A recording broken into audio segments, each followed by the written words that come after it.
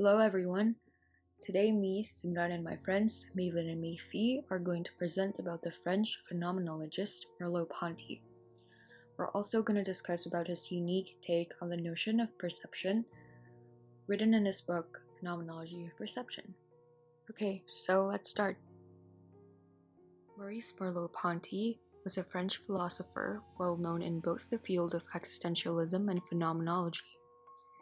He was part of a large group of philosophers in the 20th century who rejected the Cartesian mind-body dualism with strict rationalist view, excluding all other methods of knowledge acquisition. The group's agendas include revisiting the classical philosophical themes, especially that of the use of perception or the senses, and presenting a more realistic approach to social and individual realities. The group's extensive discussion regarding perception led to the emergence of two major distinct views. The first one is held by the empiricists.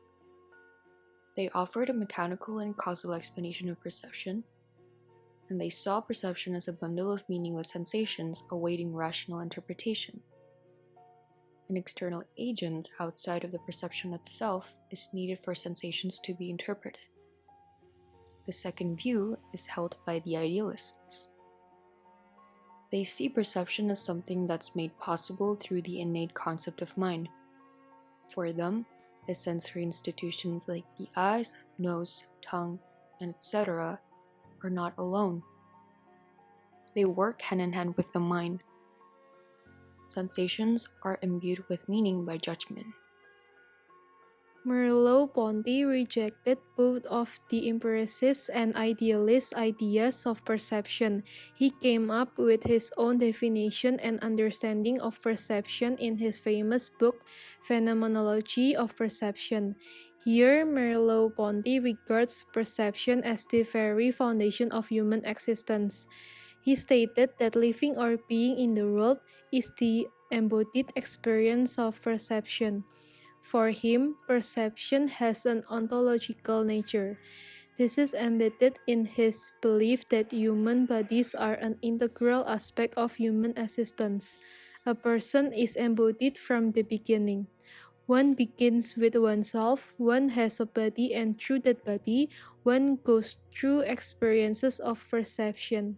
He also noted the importance of acknowledging humans' milieu, as humans are born into a multitude of social contexts that help establish their physical, ideological, and moral situations. In an attempt of trying to explain his view on perception, Merleau-Ponty used an example called the phenomenon of the phantom limb, where an amputee has the feeling that the amputated limb is still there.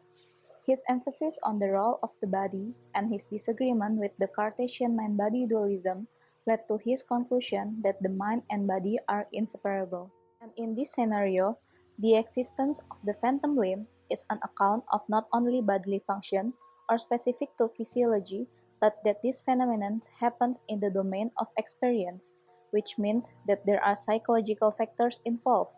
This illustrates the main conception of Merleau-Ponty's argument on the oneness of mind and body. Another one of Merleau-Ponty's contribution is written in his last book, The Visible and the Invisible. Here, he describes the intertwining relation between sentient or sensing or subject and the sensible or sense or object. He explains that a body's person has a double role. As both subject and object, it's both sentient and sensible.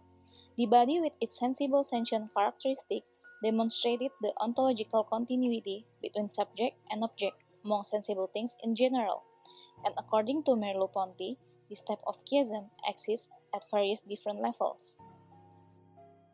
Lastly, to summarize, here are some key points of Merleau-Ponty's view on perception. First, perception is a precognitive, pre-predicative, pre-reflective understanding of the perceived. As stated, Merleau-Ponty considers perception as the foundation of human existence. With perception as a background, a person acts with the so-called operative intentionality.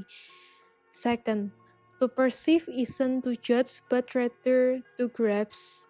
Before all judgment, a sense innate in the sensible.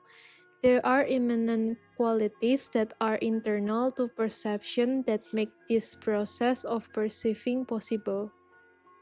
That's all for our video presentation. Thank you so much for watching.